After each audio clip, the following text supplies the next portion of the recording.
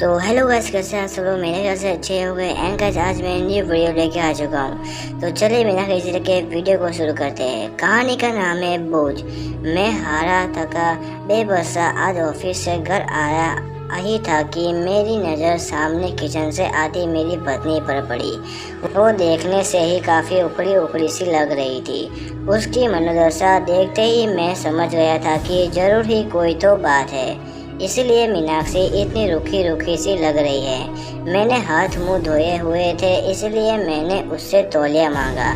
उसने बिना कुछ बोले मुझे तौलिया लाकर दिया। मैंने उसे कंधे पर हाथ रखते हुए पूछा, मीनाक्षी क्या बात है, आज तुम कुछ उखड़ी उखड़ी सी लग रही हो। तो उसने मुझे खा जाने वाली नज़रों से देखा और भड़कते हुए बोली, आपको क्या है, फिर चाहे बेटे ट्यूशन से फीस न देने की वजह से बेइज्जत करके भगा दी जाए, या फिर बेटे पर स्कूल ड्रेस के जूते न होने की वजह से उसके स्कूल की फुटबॉल टीम से खिलाने से मना कर दिया जाए। आपको क्या, आपको तो बस सुबह 9 बजे जाने और शाम को 8 बजे आने और फिर चद्दर तान के सो जाने के अलावा एक पल की भी चिंता नहीं है। और न मेरा कोई ख्याल डॉक्टर ने पिछले महीने ही दवाई कराने क्यों कहा था, नहीं तो मर्ज कभी भी अपने पैर ज़रूरत से ज़्यादा फंसा सकती है। कभी तुमने ध्यान से देखा है मेरी चेहरे की और ये जुड़िया बेउम्र पकते हुए बाल? जवानी में ही बुढ़िया बनती जा रही हूँ। एक पैसे की दवा नहीं नसीब नहीं है मुझे। ये सब तो छोड़ो, गर्मी में बच्चे तपते रहते हैं, एक पुराना कूलर लेने तक की हिम्मत नहीं हो रही है तुम्हारी। मैं बेड पर बैठा नजरें झुकाए अपनी नाकामी पर शर्मसार हो रहा था। बीबी परवरिश और उसकी ज़रूरतों का ध्यान रखना मेरा कर्तव्य है, पर क्या करूँ, ये मेरा दुर्भाग्य ही तो है। कहने तो देश तरक्की कर रहा है, लोग खुश है, पर मैं कैसे कह पाऊँ कि मैं बढ़ती महंगाई और बेरोजगारी की वजह से दिन ब दिन ज़रूरतों के बोझ तले दबता जा रहा हूँ। बिजली के बिल से लेकर घर के राशन पानी तक की बेकीमतें आसमान छू चुकी है, और पगार बढ़ाने के नाम पर दफ्तर में धमकी दी जाती है। नौकरियां कभी भी जा सकती है, काम नहीं ऑफिस में, इसलिए वही पुरानी पगार पर काम कर मजबूरी बन चुकी है। ऐसे ही मैं क्या करूं? मैं बैठा बैठा अपनी परिस्थिति से दो चार हो ही रहा था कि घर के दरवाजे पर किसी के आने की दरख्वास्त हुई। बच्चों ने गेट खोला कर देखा तो पिताजी थे। अपने दादाजी को देख के बच्चे तो खुशी से उछल गए, लेकिन मेरी सांसें तेज हो गई। पत्नी ने फिर से मेरी तरफ ऐसे ही देखा जैसे मानो वो कह रही हो, अपना पेट पालने के लिए तो अपनी आंखें और गुर्दे गिरवी रखने के दिन आ गए हैं। अब ऐसे में पिताजी अकस्मात आए हैं तो ज़रूर ही कोई आर्थिक समस्या को लेकर ही आए होंगे। मैंने भी नज़रें चुराते हुए एक बार मीनाक्षी की ओर देखा, पर कुछ कह पाने की स्थिति में नहीं था, इसीलिए जल्दी से उठ पिताजी के पास गया और नजरें झुकाते हुए उसके चरण स्पर्श कर उन्हें बैठने को कहा। मीनाक्षी ने भी उन्हें चरण वंदन किया और खाना खाने के लिए कहते हुए किचन में चली गई। अब मैं और भी अकेला महसूस कर रहा था। मीनाक्षी मुँह छिपा के किचन में जा चुकी थी। मुझे डर था पापा कहीं पैसे की कोई बात न कर दे, इसलिए मैं जल्दी से जल्दी बच्चों को बुला के उनके पास किया और खुद वापस कमरे में चला गया। पिताजी भी मुझे जाते हुए देख रहे थे। मैं किचन में आया तो मीनाक्षी ने कहा, पिताजी जरूर ही किसी आर्थिक मदद के आशा करके आए हो। ऐसे में उन्हें हम ही याद आते हैं, बड़े वाले भाई साहब को कोई याद नहीं करता। देने के नाम पर उनका नंबर आता है और जब कोई ज़रूरत हो तो सब लोग हमारे यहाँ आ जाते हैं।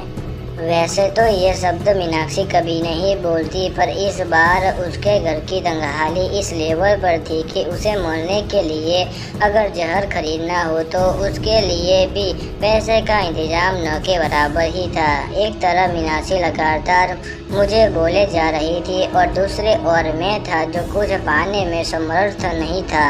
अंततः मैंने मीनाक्षी को चुप रहने के लिए कहा, तुम शांत हो जाओ, कुछ भी करके कल मैं तुम्हारे दवाई और बच्चे की ज़रूरत का सामान ला दूँ, पर अभी के लिए पिताजी का मान रखो। उनके सामने घर में कलेश करने का मतलब उनकी मान मर्यादा के खिलाफ है। मीनाक्षी समझदार थी, पर उस पर आर्थिक तंगी का बुखार चढ़ा हुआ था, इसीलिए वो बेकाबू कहाँ से लाओगे, भीख मांग के या फिर खुद को गिरवी रख के। ये मेरा काम है, क्या करूँगा क्या नहीं, तुम बस अभी भगवान के लिए शांत हो जाओ। अब मीनाक्षी शांत हो गई। वो खाना लेकर टेबल पर लगा देती है। अब पापा और बच्चों सहित एक साथ खाना खाने लगते हैं। खाना खाते टाइम पापा ने एकाएक मेरी और देखा और पास बैठने को कहा। मेरी सांसें और दिल दोनों ही तेज हो गया। कभी पिताजी कोई मांग न कर दे, क्योंकि मेरे पास अभी देने के नाम पर केवल वक्त ही था, उसके अलावा मैं जुबान भी नहीं दे सकता। पिताजी बोले, देखो अभी काम जोर चल रहा है, खेती का काम बहुत है, इसलिए अभी की ही गाड़ी से वापस जाना पड़ेगा। ये यहाँ रुक नहीं, मैं यहीं रुक नहीं सकता हूँ। तुम्हारे माँ बहुत चिंता कर रही थी कि पिछले कुछ महीनों से तुम फोन और बात बहुत कम कर रहे हो, और ऐसा तुम तभी करते हो जब तुम किसी परेशानी में होते हो। ये तुम्हारी बचपन की आदत है, इसलिए माँ के जोर और मुझे मुन्ना और मुन्नी की याद सता रही थी, इसलिए मैं आ गया। यहाँ तक तो ठीक है।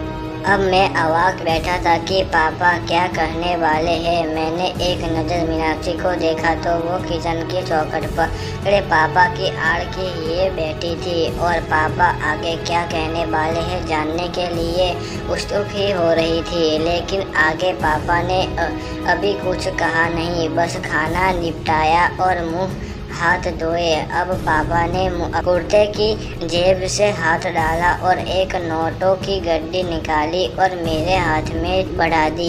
ये देखकर मैं अवाक और सकते में आ गया। एक पल के लिए मैं निःशब्द ही खड़ा था। पिताजी ने कहा, अरे पकड़ो भाई, अब इतने बड़े भी नहीं हो गए हो कि हमारी दी हुई आशीर्वाद को ग्रहण न करो। वैसे भी इस बार फसल अच्छी हो गई थी, इसलिए कोई दिक्कत नहीं आई। अब उन्होंने मीनाक्षी को की ओर इशारा करते हुए कहा, बहू का और बच्चों का अच्छे से ध्यान रखो, देखो कितनी कमज़ोर हो रही है, और अपना भी। उन्होंने पैसे मेरे हाथ में रख दिए। मेरी आंखें भर आई थी और वो बचपन के दिन याद आ गए जब पापा हमें स्कूल जाते वक्त चार आने ऐसे ही हाथ फैलाने पर रख दिया करते थे।